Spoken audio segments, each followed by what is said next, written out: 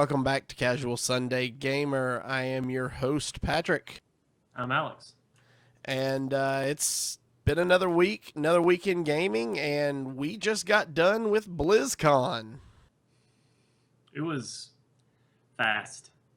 It Like it always snuck up is. on me, Those and then those little 2 day conventions, you know. yeah, I was surprised. They had some good panels this year, but I think the spotlight this year was all on their esports. I think so too. Well, I think that's also coming from we know pretty much everything we need to know about the new StarCraft coming out, and Yeah, then because it's dropping this week, isn't it? yeah, is it this week? I think it is this week, and then we know there's not a new Diablo ready enough to talk about. There is a new expansion or something like that. I think they talked a little bit about. I didn't watch any of the Diablo panels this year. I need to go back and do that because I'm pretty sure there's a new expansion coming for Diablo 3. Um, I But I mean, spent. Go ahead. uh, I knew that there was going to be talk about one, and you might have some preliminary art, but there was not going to be anything fleshed out. Yeah. I spent most of my time in the Hearthstone panels and the Heroes panels because like I've said on past shows, those are the two games that I'm pretty focused on from Blizzard at the moment. In fact, I didn't even watch any of the Overwatch panels. I watched what they talked about during the opening ceremonies, but really that was about it. Well, Overwatch is coming out in the spring, so there's still plenty of time to delve into that. And I think you said 2 weeks. You got it for 2 weeks.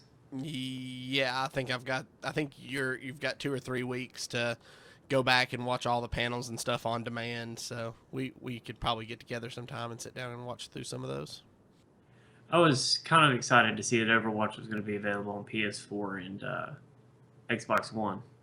Yes, and for those who may not have heard, you will be able to buy the base version of Overwatch on PC for $39.99, or you can get the what's called Origins bundle, which is what PS4 and Xbox One players will be getting. That's $59.99. That includes all the characters and some skins and some other in-game items. Or you can get the collector's edition bundle, which has all of that stuff plus a Soldier 76, I think it's his name, statue. It's a bronze statue plus some additional stuff. I'd have to go look it up.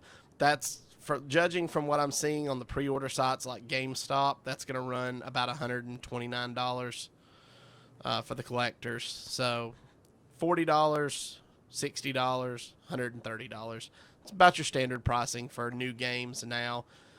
But I guess the big shocker there was a lot of your media outlets were expecting Overwatch to be along the lines of Hearthstone and Heroes, free to play where you buy characters. Yeah, I think you're starting to see a little bit of Activision meddling. Um, they have a vested interest in seeing some of these Blizzard games come to the consoles, and I think there was some experimentation with Diablo 3 uh, being pushed out onto the PlayStation Network. So I think you're starting to see Activision's influence on some of these decisions. Well, I know during the I guess I read an article about a Q&A with the head lead developer of Overwatch, and he had said that one of Overwatch's big features is that you can switch characters mid-game. So if you start off a match playing as a character and you don't like it, when you die before you respawn, you can switch to a different character. And they felt like if they went the free to play route where you buy the individual characters, that people might not have a stable of characters big enough to be able to switch mid game, and that would take away from some of the joy of the game. Diminish the feature. Yeah, yeah. But at the same time, it's hard to, if you're going to put those games on consoles, it's hard to sell the console version of the game for $59.99 and say, here, you guys get to have all the characters, and then sell your PC version for $39.99. And you guys, here's the game, you have to earn it. You can't do that. And then you can't, I mean, you could do a free-to-play format and have it downloaded from the individual stores, the Xbox store and the PlayStation Network store. But I think the game, is going to be big to begin with, and I think that with the way Blizzard patches and the size of a typical Blizzard patch, I think you're really looking at taking up a lot of hard drive space. The more you can put onto a disk, and the more that you can store that media in a different place, the better flexibility they have as far as pushing out the content later. Because this is going to be a downloadable content game. You're not going to get everything that you need on that disc. There's going to constantly be new maps, probably different items. My guess is that as the game comes along, there's going to be different characters. And so, yeah, you can probably buy expansions. But my bet is that those expansions are going to be downloadable content only on those stores. Well, somebody did ask how they were going to do future characters, and the response was, currently we have not worked that out.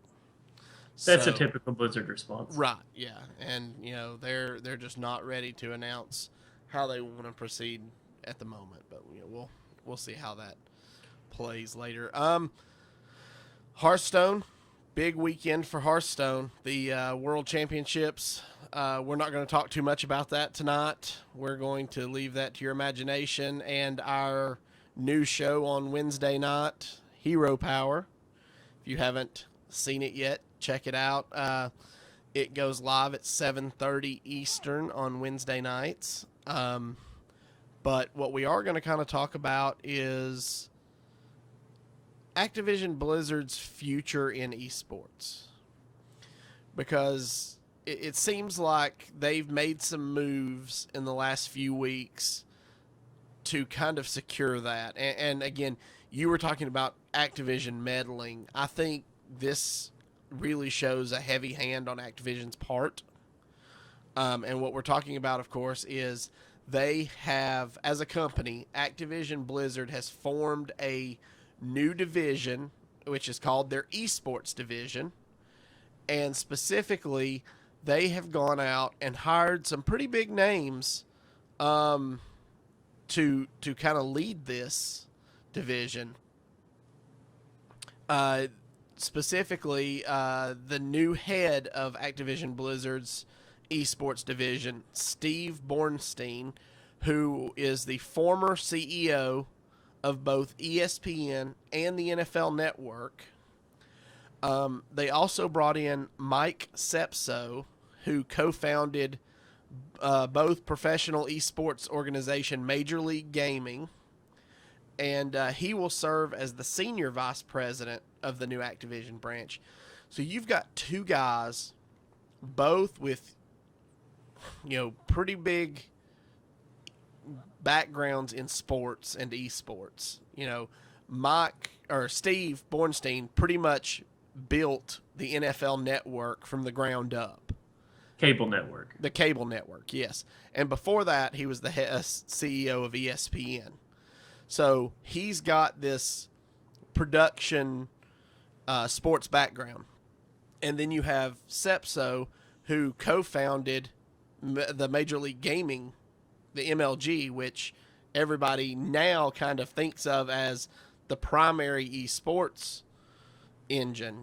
They run your tournaments for things like Counter-Strike and all these other games. But now here you have an in-house entity for Activision Blizzard to push things like Hearthstone, Heroes, Call of Duty, all these StarCraft, Destiny, all these new titles that they have that they're trying to push really hard on and develop audiences for.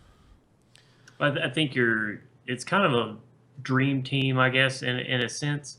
You've got one guy that's got all the TV experience, how to get this stuff out there, how to pull in advertising dollars, how to pull in viewers. He understands that production market. Whereas you got the MLG guy who he knows how the esports run, but he's not so great at getting it out there. Like, they've been around long enough now, they should have a much bigger audience than they do because the interest is there. The problem is you're relegated to a certain, like, well, I mean, where could you watch Blizzard's esports this weekend? Only at BlizzCon you had to have, Right. yeah. So You had to have the virtual ticket, right? well, So you did for the where panels. were you? Right, but where were you going to watch it? The only other place I would have known to look to watch it would have been on Twitch. Right. So, but what I'm saying is, you're going to watch it right where you're sitting right now. Yeah, yeah. I mean, here or what I normally do is hook a laptop up to my big screen in my living room and watch it on my couch. Right. But what if next year it's actually streamed pay-per-view? That's a possibility, I guess. Yeah. Your Blizzard virtual ticket puts it on the television. That would be great. If there was an app I could download to my smart TV to just stream it without having to hook my laptop up.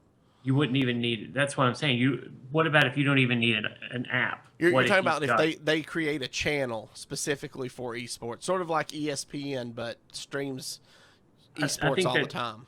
I think that's further down the road, but I'm talking about more like a boxing event. Okay. You buy the virtual ticket. It covers the cost of the paper. You buy the virtual ticket through your cable provider. You can do that now with DirecTV. Blizzard partners with DirecTV, and you can buy it through there and watch all the panels and stuff and the esports on DirecTV. Right, but you had two major problems there.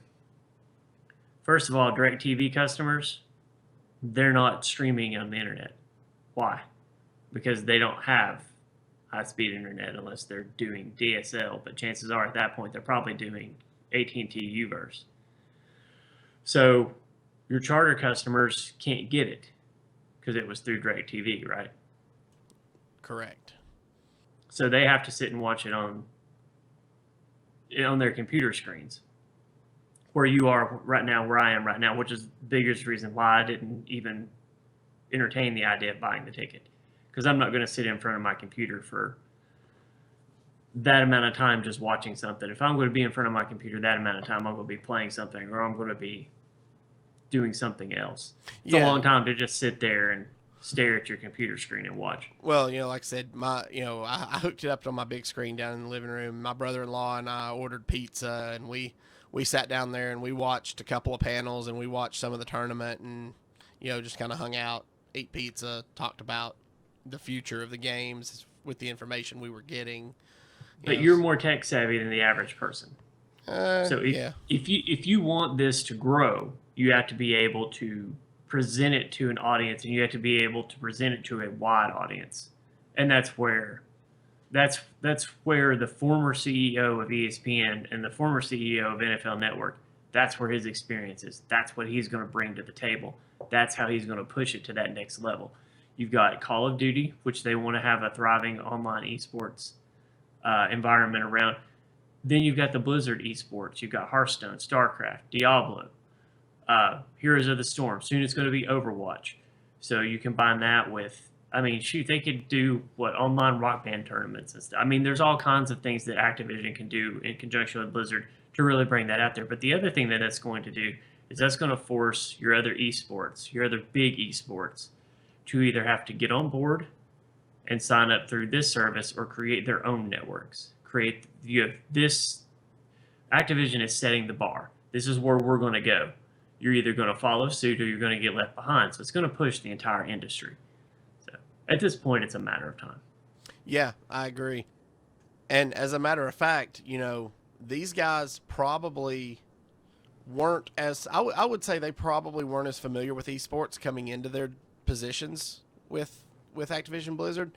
And this weekend was really a good stepping stone, I guess, for them to see what is really come of this industry. There's an LA Times article that dropped yesterday that talks about both of these gentlemen, Mr. Bornstein and Mr. Sepso, walking into Anaheim Convention Center on Friday, mouth agape, eyes wondrously staring at a crazy array of green and white spotlights. Mr. Bornstein turns toward the middle of a 300-foot wide stage in front of him, then to his colleague, and says, "This is amazing." Bornstein was making his appearance at the opening ceremony of the BlizzCon convention. It says, as chairman of the new media networks division, fresh off his stint building NFL Network from scratch, his mission is to do for live gaming competitions what's been done for major spectator sports, filling arenas with rabid fans and cutting deals to get the contests on TV, on TVs, computers, and mobile devices.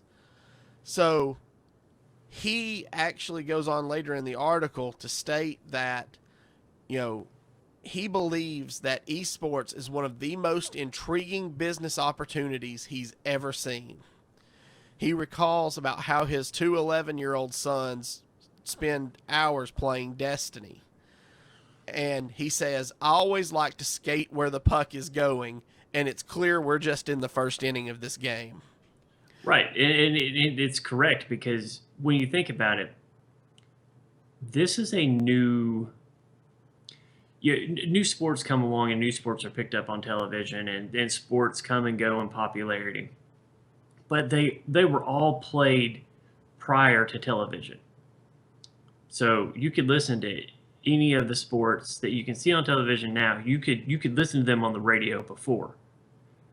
So this is the first real generation. It's sort of like a sidebar of sports. So this is something that is coming into being followed like a sport in today's world. So where before they got to cut their teeth in radio, and then they moved to television, and it was all kind of moving at the pace technology moved, and it was almost pushing technology to try and keep up with it. Now you have something coming in where now technology is going to have to try and keep up with it. So in order to be successful now, you're going to have to be on television. You're going to have to be able to be streamed to computers. You're going to have to be able to be streamed to mobile devices. And the expectation of the audience is to be able to participate in a way that you couldn't participate in other sports. So now you have to factor in, and you have to try and bring in user involvement in a way that has never been done before. And it's mind-blowing, but at the same time, if you can keep up with it, if you can push it, if you can direct it, herd it, I guess, in the direction that you wanted to go, you can make a lot of money. I mean, the first person that gets this perfected is going to be filthy rich. Yeah, and they go on to say that their primary job is going to be to produce high quality, good programming based around the esports games. So when I hear high production quality, good value, I'm thinking stuff along the lines of what you might see on a Major League Baseball game or a football game. You're going to have good camera angles, good shots. You're going to have insider information, behind the scenes type things. This, for me, being a tech geek, is really exciting. I love to see how all this stuff comes together, and how it affects the genre and how it makes it grow. And I really think that in the coming years, we're going to see some really great things out of this. He also says that what we've been tasked with is to grow something very big.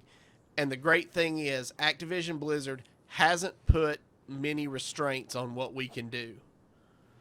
So it's almost like they've given them the keys to the kingdom and said, go make us some money. Go. Yep. Do what you have to do to make this work. And really, I think that's cool. that's a smart decision.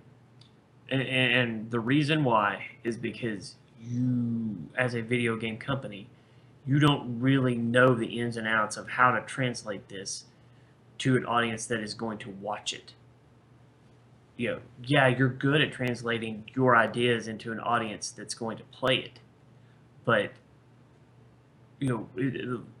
it's kind of like me watching baseball or trying to watch golf or soccer. Really, I don't want to watch it. I want to play it. I don't find any enjoyment in watching those sports. So the challenge is going to be, what's going to get me watching a Heroes tournament rather than being on Heroes and playing it. Right. So what is going to drive that? Well, it's going to be television. It's going to be your production value. It's going to be your analyst. It's going to be absolutely. I think the analyst is a break it huge down. part of that. I think you just hit the nail on the head. Because I like some of the analysts that we've watched over the course of the past 6 months. I've liked watching some of them cast, and then some of them I just don't feel like they do a very good job. They know the game, but they don't relate to people. So now your challenge is going to be finding people who can know and talk intelligently about the game and still relate to people. They're getting better, but I think in the end, and they have the same problem in sports broadcasting. Just because they're a great player doesn't necessarily mean that they're a great broadcaster. Yeah. You have a lot of former players who move into a broadcasting role and just kind of fall flat, aren't able to keep people's attentions or keep them involved. They come in and then they move out. They come in and then they move out. So, but that's not the only thing that you can draw those parallels with. We just watched the Heroes of the Storm tournament last night. I don't know, how much of that did you catch? Did you catch any of the finals? I watched parts of it. I watched the last two out of 3 games that Cloud9 and Dignitas played. Okay, so you had players that were very good in certain situations, and then you had other players that had to step up in other situations. You've got a captain who I feel like may be one of the weakest players on the team, but gets all the credit. So, kind of like quarterback gets more credit when they win, and takes too much, criticism when they lose. But you've got team drama like Tempo Storm, who was widely considered the favorite coming into the America's Championship. The last America's Championship. They get beaten by Cloud9 in a reverse sweep going all the way to Game 5, and then the team falls apart. They just, I don't know whether they just couldn't handle the defeat, or, I hear rumors about why it happened and how it happened. And, some of it comes back to management, is what some of the rumors say. Some of it just comes back to conflicting personalities. But in the end, what I think it proves is that they couldn't handle defeat once they got a taste of winning. Yeah, because they won and they won and they won and they won. And, it's all gravy while the train's rolling. Yep. But you're seeing players being traded. Dignitas was formerly called Team Bob, and they were Team Bob because they were players who were cast out from other teams that no one seemed to want, and they formed up and they went about it the hard way, and they got sponsorships, and so again, in a lot of ways I was rooting for them simply for their perseverance. But it's like, I'm a football fan, but I followed the Heroes of the Storm esports more closely than I have any other sport or any other thing this year, because number one, I love the game, but number two, it is like following a sport. It is like watching them train and hearing about what they do and how they prepare and so on and so forth. It's you can draw a lot of parallels, and I think that I think it's an exciting time. I think if you are a fan of esports, you're getting it on the ground level, and this isn't just going to be for Blizzard esports either. Hearthstone, Heroes of the Storm, StarCraft, they already all have a pretty big following, but with Activision getting involved, the Call of Duty, how they decide to do that is, I think, going to make or break this particular branch of esports, because it wasn't cheap to hire those guys, and they're sinking a lot of money into this, so they're going to have to start making money too. And I think you start with the game that has the widest appeal. Plain and simple. Hi, Scott Johnson here from The Instant. Hi, Scott Johnson. The intro music What are you doing? The intro music for here. The intro music. I can tell. Yeah, hit a wrong button. Oh, those virtual soundboards, they're pesky. Right? All right. No, but seriously, I think we're in a good spot. I was excited to see what came out of BlizzCon. Didn't hear much about the StarCraft esports, which surprises me, because normally this time of year, that's what everyone's talking about. But I think that goes to show the parity that's beginning to happen inside of Blizzard's esports division with Hearthstone, with Heroes. It's not just talking about the one Korean national sport of sorts, Yeah, exactly. Exactly. And I've said, I'm not a big StarCraft fan. I didn't watch any of the StarCraft tournament that was going on this weekend because I was watching all Hearthstone and Heroes. But I mean, it's still, a majority of their fans were there this weekend to watch it live. And I saw some tweets and Instagram pictures coming out of BlizzCon from people that were there, and I mean, it was a packed house. So, if you're going to get involved, like if you're a gamer and you're wanting to get involved in esports, now is the time. It will never be any easier than it is right now to get into it. So, get out there, find the game that you want to play it, get good at it, and take your shot, because you're at the ground floor and this is going nowhere but up. Absolutely. All right. You got anything else you wanted to talk about this week?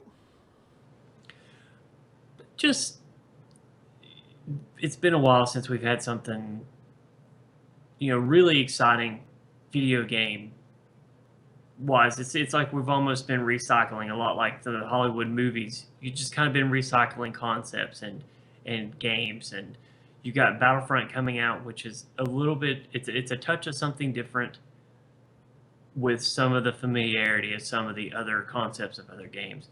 You got the Blizzard esports that's going strong. The other esports are still doing well in their respective markets, and you're starting to see these kinds of things start to garner attention, and you're starting to see them increase in relevance. So as a video gamer, I think this is an exciting time to be a video gamer. I think it's an exciting time to be able to see progress in something that you care about. So now it's just, can everybody stay humble long enough to get this properly rolling, or is it going to be somebody decides to get greedy and wrecks the whole thing for everybody?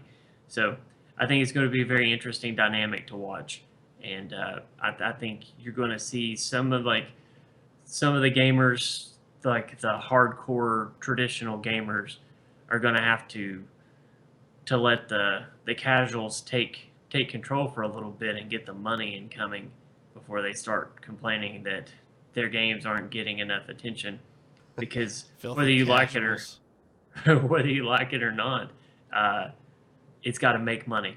Absolutely. It has to make money in order to be successful. And coming from an athletic background where I was a swimmer, Yeah, I wished that people had come to watch the swim meets, and I wish we could have packed the pool for people other than parents and siblings who were forced to come and watch.